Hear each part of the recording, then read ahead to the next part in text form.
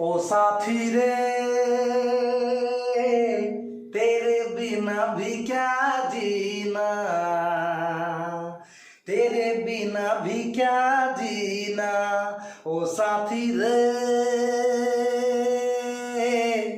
तेरे बिना भी क्या जीना, तेरे बिना भी क्या जीना। फूलों में कलियों में सांसों की गलियों में तेरे बिना कुछ नहीं ना, तेरे बिना भी क्या जीना, तेरे बिना भी क्या जीना। ओ साथ रे। कैसे हैं सब लोग? बहुत अच्छे हैं आप लोग। चलिए तो आज की इस वीडियो में स्वागत है आप लोगों का। हम बात करेंगे क्लास 11th एक्सरसाइज 1.5 चैप्टर का नाम है सेट, जिसको हिंदी में कहते हैं समुच्च।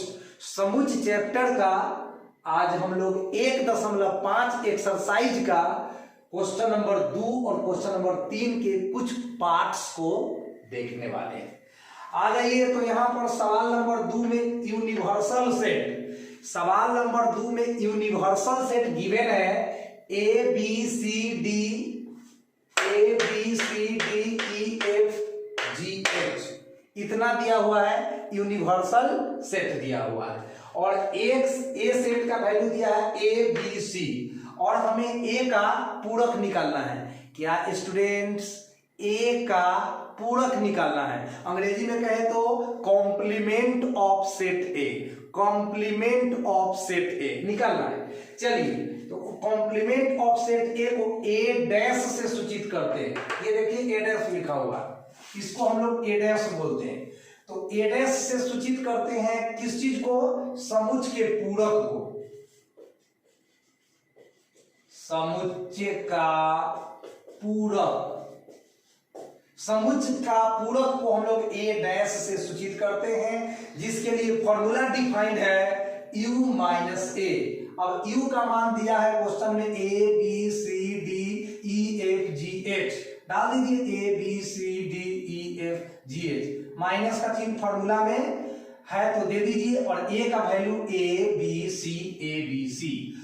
अब इस सेट में से इस सेट को घटाना है, तो दो सेट को कैसे घटाते हैं? दोनों सेट में जो कॉमन है उसको छांट दो, और माइनस के पहले वाला सेट में जो एलिमेंट बचता है उसको लिख दो। तो माइनस के पहले ये वाला सेट है, तो दोनों में जो कॉमन है उसको हटा दो।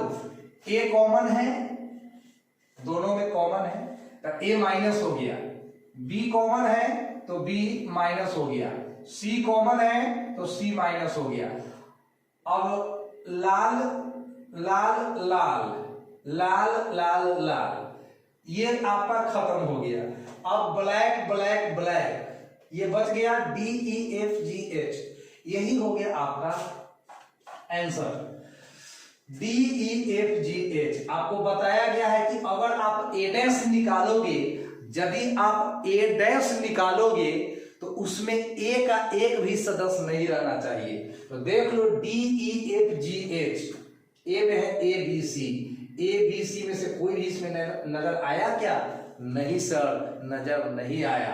यही होता है ए डैश, मतलब यू का रहेगा लेकिन ए का नहीं रहेगा। अगर ए डैश निकालेंगे तो उसमें यू का सदस्य रहेगा लेकिन ए का नहीं रहेगा।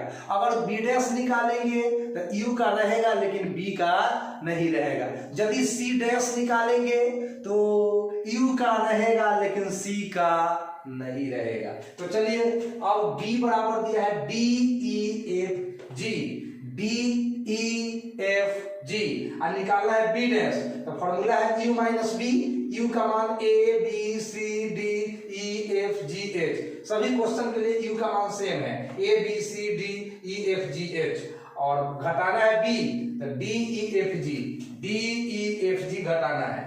तो चलिए जो जो कॉमन है उसको छांट दीजिए, दोनों सेट्स में जो कॉमन है उसको छांट दीजिए। तो डी कॉमन है, हटाइए इसको, ई कॉमन है, इसको भी हटाइए, एफ कॉमन है, इसको भी हटाइए, जी कॉमन है, इसको भी हटाइए। अब आपका इधर कौन कौन बच रहा है? A B C H, A CH, बस यही आपका आंसर हो गया। 3 नंबर सवाल में सी दिया है ACEG, और निकालना है C डैश। तो C डैश का मतलब U माइनस C, U का मान ABCDEFGH माइनस C का मान ACEG।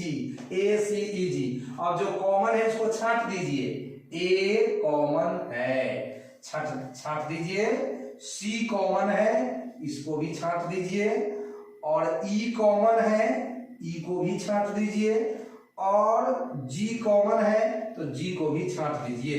अब उसके बाद जो जो बच गया, B बच गया, D बच गया, F बच गया, H बच गया, यही हो गया आपका आंसर।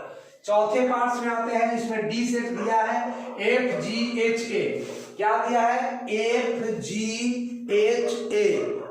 FGHA दिया है, और हमें D डैश निकालना है, तो D डैश के लिए फॉर्मूला है U माइनस D, तो U का मान ABCDEFGH और D का वैल्यू FGHA।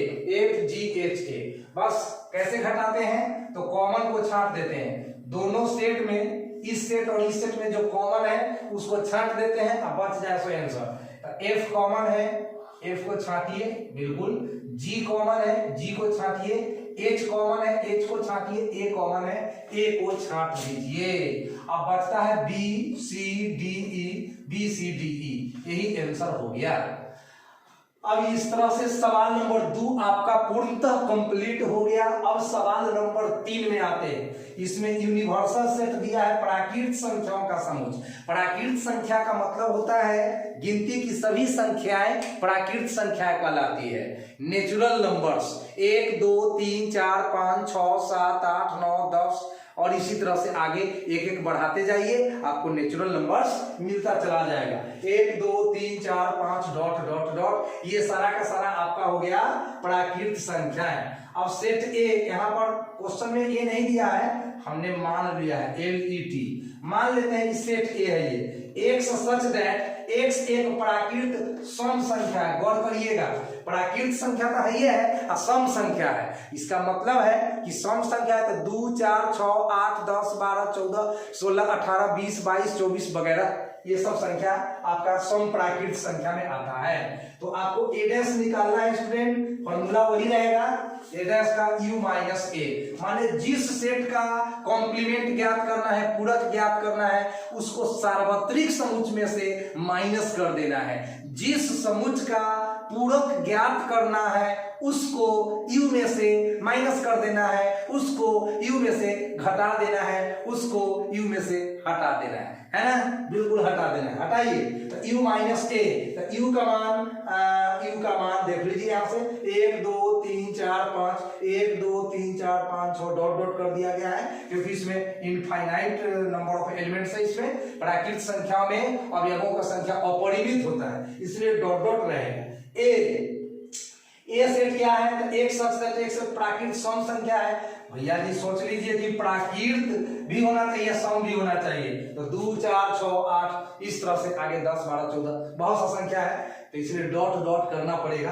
अब घटाना इसमें से इसको, तो जो कॉमन होगा घट जाएगा, 2 कॉमन है घट गया, 4 कॉमन है घट गया, 6 कॉमन है घट गया, इसमें 8 भी है तो 8 कॉमन है, यानी जितने भी सम संख्या है वो कॉमन होकर घट गए। अब बच गया 1 3 5 7 9 11, इस तरह से बच गया, यही हो गया हमारा आंसर। इसको रोस्टर मेथड में यहाँ लिखा गया है। इसको अगर हम चाहें कि समुच्चय निर्माण विधि में लिखें तो सेट बिल्डर फॉर्म में x सच दैट x एक विषम प्राकृत संख्या है, देख लीजिए ना, 1 3 5 7 9 11, ये सारा का सारा विषम प्राकृत संख्या ही तो है। तो हम ऐसा भी आंसर लिख सकते हैं और ऐसा भी आंसर लिख सकते हैं, दोनों आपका आंसर है और दोनों सही है। समुच्चय को आप सभी लोग जानते हैं कि 2 विधियों से निरूपित किया जाता है, एक रोस्टर विधि होता है, एक होता है सेट बिल्डर मेथड। तो आप किसी भी मेथड में लिख दीजिए, यहाँ लिखा हुआ नहीं रहता है कि आंसर हमको कैसे चाहिए, तो आपकी मर्जी, आप जैसे लिख लो, आंसर सही होना चाहिए। चलिए तो ये भी आपका आंसर है 1 3 5 7 9 11 13, ये भी आपका आंसर है। एक्स सच दैट एक्स एक विषम प्राकृतिक संख्या है, ये भी आपको आंसर है। एक ही क्वेश्चन का दोनों आंसर है, तो दोनों सेम। सेट बी में दिया है एक्स सच दैट एक्स एक प्राकृतिक विषम संख्या है। प्राकृतिक तो है ये है, अब विषम है, तो विषम है इसका मतलब उसमें 1 3 5 7 9 11 13 होगा वगैरह। तो बी डैश निकालना है तो यू में से बी को घटाएंगे, यू का मान 1 2 3, देख लीजिए यू का मान दिया हुआ है सबके लिए 1 2 3 4 5, ये यू का मान दिया हुआ है।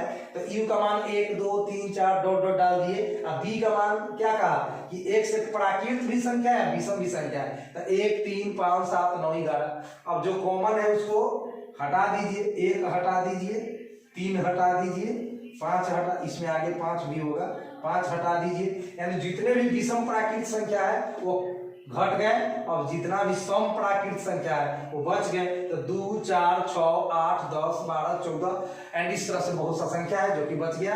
तो आप इसको ऐसे भी लिख सकते हैं बराबर देकर एक्स सच दैट एक्स एक सम प्राकृतिक संख्या है, एक सम प्राकृतिक संख्या है। अगला क्वेश्चन में आ जाइए 3 का 3 सी बराबर एक्स सच दैट एक्स संख्या 3 का एक धन गुणज है। एक्स सच दैट एक्स संख्या 3 का एक धन गुणज है, मतलब 3 का धन गुणज।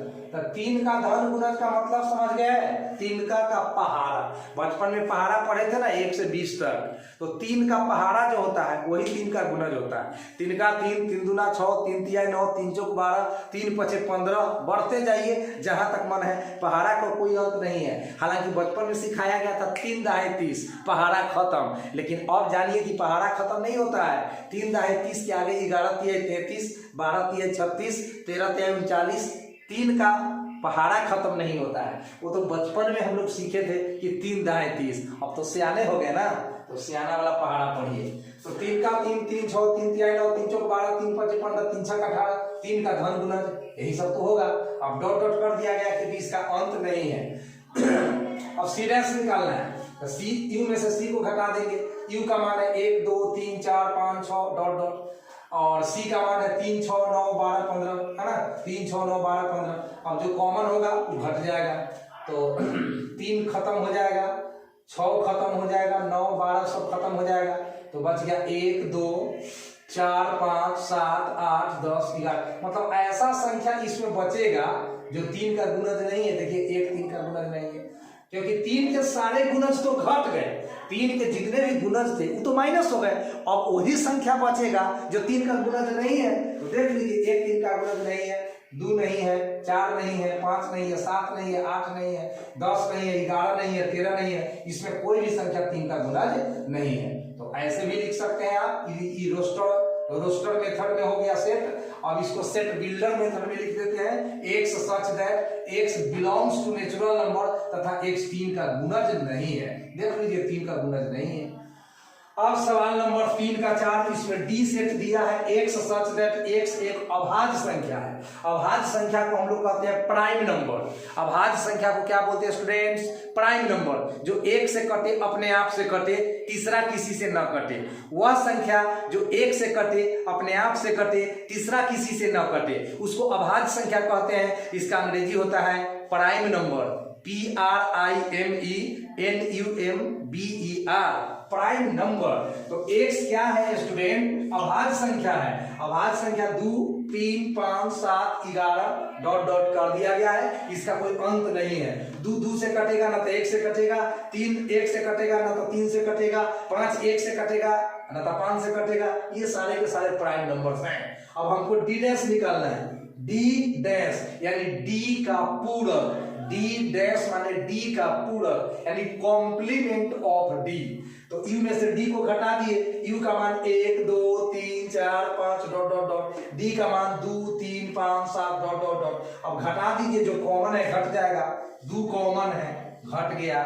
3 कॉमन है, घट गया। 5 कॉमन है, घट गया। इसमें भी 7 होगा। 7 कॉमन है, घट गया। तो जितने भी अभाज्य संख्या थे सारे के सारे घट गए। तो बच गए कौन? 1 बच गए, 4 बच गए, 6 बच गए, 8 बच गए, 9 बच गए, 10 बच गए, 12 बच गए, यानी सभी भाज्य संख्या बच गए। आप प्लस में एगो 1 बच गए। एक वह संख्या है जो ना तो भाज्य संख्या की श्रेणी में आता है ना अभाज्य संख्या की श्रेणी में आता है। तो इसीलिए आपका x सच दैट x एक धन भाज्य संख्या है। देखिए 4, 6, 8, 9, 10, 12 सब भाज्य संख्या है, लेकिन एक को तो हम न अभाज्य संख्या कहते हैं न भाज्य संख्या कहते हैं। इसलिए लिख दिया गया है x सच दैट x धन भाज्य संख्या है तथा x बराबर 1। तो इस वीडियो में फिलहाल इतना ही। अगर हमारे चैनल पर आप नए हैं तो चैनल को सब्सक्राइब कर लीजिए। आपको 9th class, 10th class, 11th class और 12th क्लास के मैथ का वीडियो आसान शब्दों में मिलेगा हमारे चैनल पर। और लगभग 300 प्लस वीडियो अपलोड कर चुका हूं और 400 सब्सक्राइबर बना चुका हूं बहुत कम समय में, 2.5 महीना में। तो आप हमारे चैनल को ग्रो कराने में मदद कीजिए और सभी सब्सक्राइबर भगवान को हमारे तरफ से बहुत बहुत धन्यवाद। तो मिलते हैं बहुत जल्द। Thank you so much.